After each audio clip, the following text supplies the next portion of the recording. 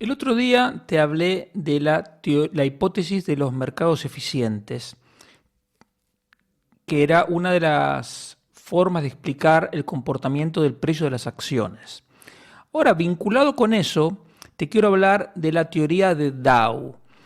La teoría de Dow es un conjunto de ideas que tiene como objetivo intentar captar cuál es la tendencia principal del mercado, es decir, si es un mercado alcista o es un mercado bajista.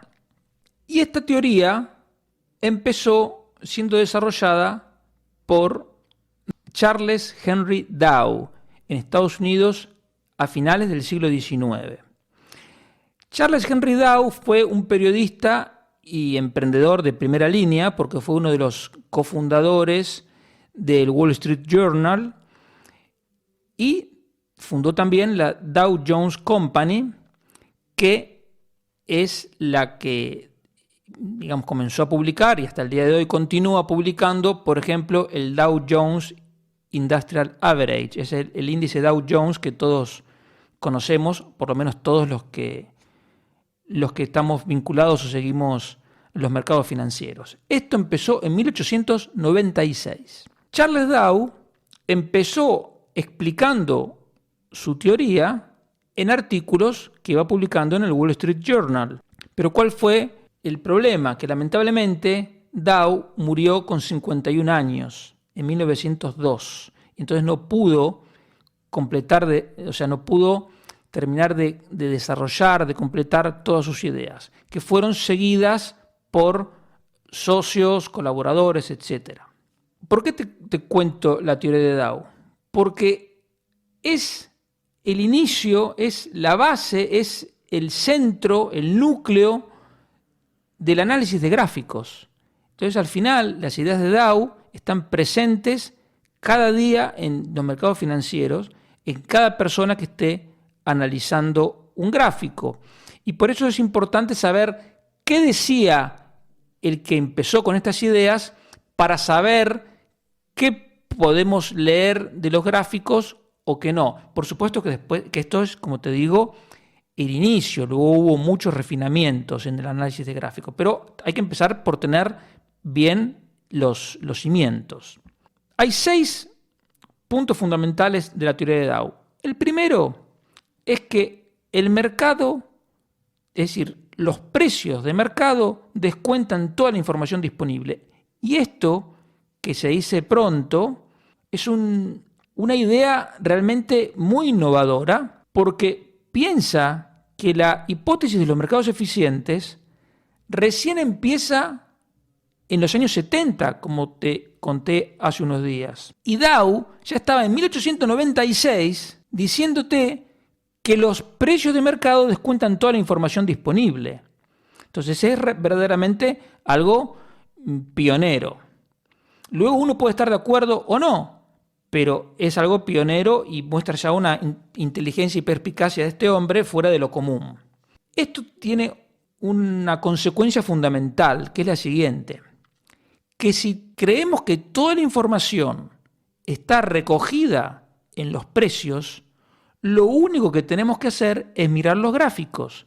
Porque ¿para qué voy a mirar el balance de una empresa? ¿Para qué voy a analizar quién es el equipo directivo, etcétera, etcétera?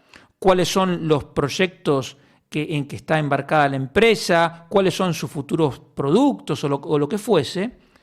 Si toda esa información ya está recogida en los precios. Uno de los grandes atractivos de la teoría de Dow es que te justifica que te desentiendas de los balances y que solo te limites a mirar los gráficos. Claro, esto es muy cómodo porque mirar y analizar los balances es algo más tedioso y que hay que tener muchos conocimientos. En cambio, un gráfico, bueno, aunque también para entenderlos bien hay que tener conocimientos, no se compara con lo que es tener conocimiento de contabilidad y conocer, insisto, cómo se hace un balance. Hay que tener cuidado que esta idea de Dow, de limitarnos a mirar los gráficos, no nos pase como le pasa a los políticos con el keynesianismo. Los políticos, que no entienden nada de economía, son todos keynesianos. ¿Por qué? Porque es una teoría que les dice que gastar mucho hace bien. Entonces dicen los políticos, genial, porque hay una teoría de un economista célebre que dice que gastar hace bien, por lo tanto yo me limito a gastar. Entonces, no podemos cometer el mismo error con el análisis de gráficos. ¿Que te puede venir bien? Sí. ¿Que hay que conocerlo? Sí. Ahora, que sea lo único, ya hay que tener cuidado porque probablemente ni el propio Dow hubiera estado de acuerdo con esto. El segundo punto es que la tendencia general del mercado se puede descomponer en tres fases, digamos, o en tres subtendencias. La primera es la tendencia primaria, digamos, que es la que determina que un mercado sea alcista o en inglés un bull market o bajista, que es un bear market. Y esta es una tendencia que dura años, puede durar, sí, varios años. Dentro de esa tendencia primaria tenemos tendencias secundarias que son más conocidas por correcciones. Es decir, la tendencia puede ser ascendente, pero perfectamente las acciones pueden caer un 10-12% sin que se rompa la tendencia principal. Y de la misma manera puede haber una tendencia bajista dentro de la cual hay una subida de 10, 12, 15% sin que eso signifique que se ha roto la tendencia bajista. Estas tendencias secundarias pueden durar semanas o incluso meses. Y dentro de estas tendencias secundarias están las tendencias diarias, pequeñas tendencias que pueden ir en un sentido o en otro, que pueden durar algunos días o unas pocas semanas. El tercer punto de la teoría de Dow es que las tendencias primarias, digamos las tendencias generales, las que duran años, tienen tres fases. En el caso de las tendencias alcistas, la primera es la parte de la acumulación. Es decir, los precios de las acciones empiezan a subir acompañados por un volumen de transacciones creciente. La segunda es la fase de la generalización, es cuando los inversores minoristas dicen, uy, las acciones están subiendo, por lo tanto, compro yo también, y se van sumando. Y esta es la fase del mercado que tiende a durar más tiempo. Y la tercera fase, dentro de una tendencia todavía ascendente, es la fase del exceso. Es decir, cuando los inversores profesionales ya dicen, esto ya ha ido demasiado lejos, empiezo a vender. ¿Qué pasa? Los precios pueden seguir subiendo porque sigue habiendo minoristas o gente menos informada que se sigue sumando. Al contrario de esto, tenemos las tres fases de los mercados bajistas. La primera es la fase de la distribución, es decir, hay noticias que empiezan a circular entre los inversores profesionales y dicen, esto va a empezar a ir para abajo. Luego, como en el caso de las tendencias ascendentes, también en las descendentes tenemos una fase de generalización, es decir, cuando esas noticias se generalizan y los inversores minoristas empiezan a vender. Y esta también es la parte que suele durar más tiempo en un mercado bajista. Y luego, la fase final es la fase de pánico o capitulación, es donde todos quieren salir y se acelera la caída. El cuarto punto, y es fundamental es que la tendencia, sea primaria o secundaria, de un índice tiene que ser convalidada, confirmada por otro índice. Es decir, si nosotros vemos que, por ejemplo, el índice Standard & Poor's 500 está subiendo, no podríamos deducir, según la teoría de Dow, que estamos en un mercado alcista si esa misma tendencia no es acompañada por otro índice. Por ejemplo, el índice Russell 2000, que son 2000 empresas pequeñas y medianas. En el caso de Dow, del propio Charles Dow, lo que él hacía era usar el Dow Jones de industriales, que hoy se sigue llamando igual, aunque en realidad en las 30 acciones no hay solo industriales, sino que hoy en día hay empresas de servicios y empresas también financieras, pero en el momento cuando empezó eran empresas industriales. Entonces él usaba el promedio industrial y confirmaba con el promedio de empresas de transporte, que en ese momento eran básicamente empresas de ferrocarriles, porque la idea que él tenía era, si las empresas industriales están mejorando, van a tener que mover más carga y esa carga la tienen que mover en ferrocarriles. Por lo tanto, si un índice sube, el otro también tiene que subir. Por eso él además, con esta tendencia, él pensaba que tenía un indicador muy fiable del estado general de la economía, ¿no? Pero insisto, en el caso concreto de Dow usaba el promedio de acciones industriales y las tendencias de este índice buscaba confirmarlas con el promedio de acciones de transporte, que, insisto, en ese momento eran básicamente empresas de ferrocarril. Un quinto punto que es central también es que la tendencia, para confirmarse, tiene que estar respaldada por el volumen, es decir, por la cantidad de acciones que se están comprando y vendiendo. El tema del volumen hay que verlo como si fuese una encuesta. Si tú tienes una encuesta en la que participaron 30 personas, te puede dar cualquier cosa y tú dirás, ¿qué me importa? 30 personas, no sé.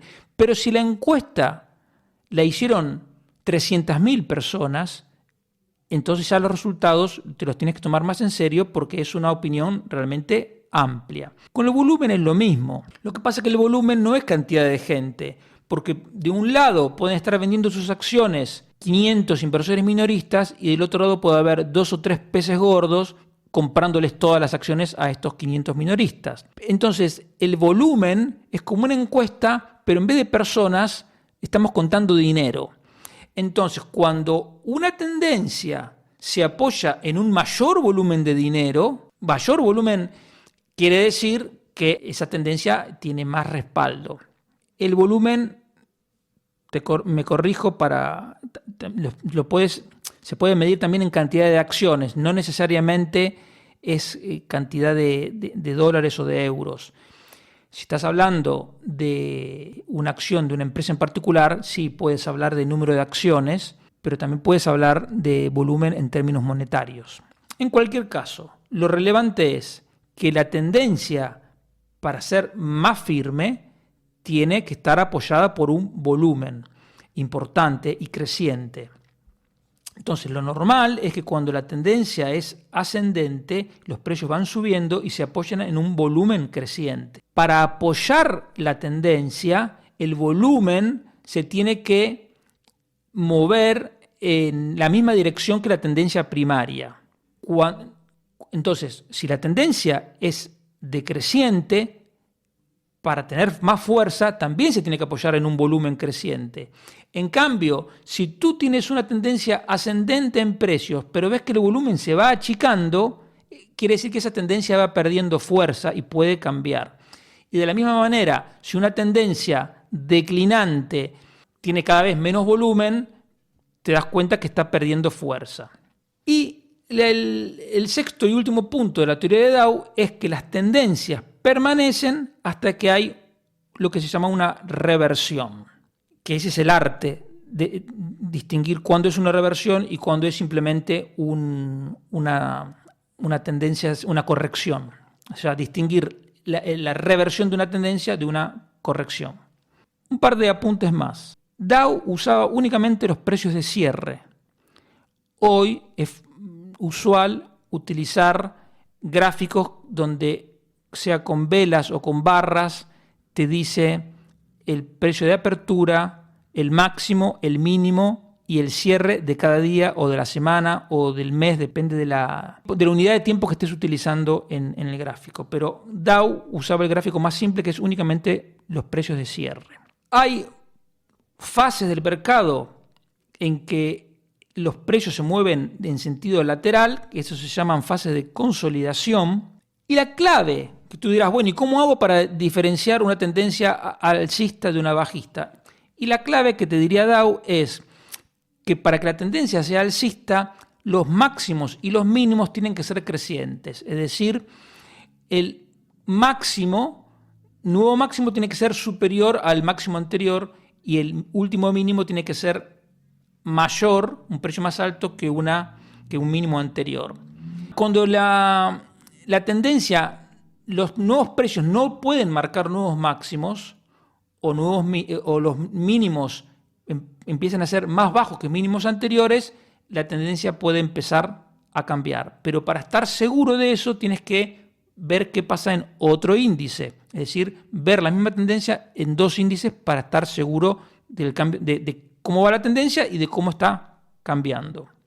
En definitiva, una tendencia ascendente es una sucesión de máximos y mínimos crecientes y una tendencia declinante es una sucesión de máximos y mínimos decrecientes. Todo el arte de la aplicación de la teoría de Dow consiste en saber distinguir la tendencia primaria de las correcciones. Es decir, si la tendencia es ascendente y hay una corrección del 10%, tú puedes pensar que es una reversión, es decir, que la tendencia alcista va a cambiar a bajista, o puedes pensar, no, es simplemente una corrección y esto va a seguir subiendo. Para eso tienes que mirar, insisto, la sucesión de máximos y mínimos y confirmar con otro índice. Te vas a encontrar todo tipo de ejemplos porque no es tan fácil, porque si fuese tan fácil nadie se equivocaría con esto y no es tan simple. Teniendo en cuenta que las correcciones pueden durar 1, 2, 3 meses perfectamente. Es más un arte que una técnica, no es una fórmula para aplicar y decir, ya está, aplico la teoría de Dow y me olvido. No. Es algo en lo que te tienes que entrenar, mirar muchos gráficos, mirar muchos ejemplos, profundizar más. Pero la base es esa. La teoría de Dow intenta captar la tendencia principal, sabiendo que dentro de la tendencia principal tienes tendencias secundarias y tendencias de cortísimo plazo, que son ruido, que tú tienes que saber filtrar para captar cuál es la tendencia principal. Y de ahí, que una vez que uno esté seguro de cuál es la tendencia principal, lo lógico es apostar a favor de la tendencia, de que la tendencia se va a continuar. Por eso en inglés dicen en los mercados, trend is your friend, es decir, la tendencia es tu amiga. Entonces no vayas contra la tendencia porque tienes más posibilidades de perder que de ganar. Pero claro, toda tendencia en un momento cambia, se termina, y entonces, como todos quieren ser los primeros para poder ganar más, ahí está el riesgo.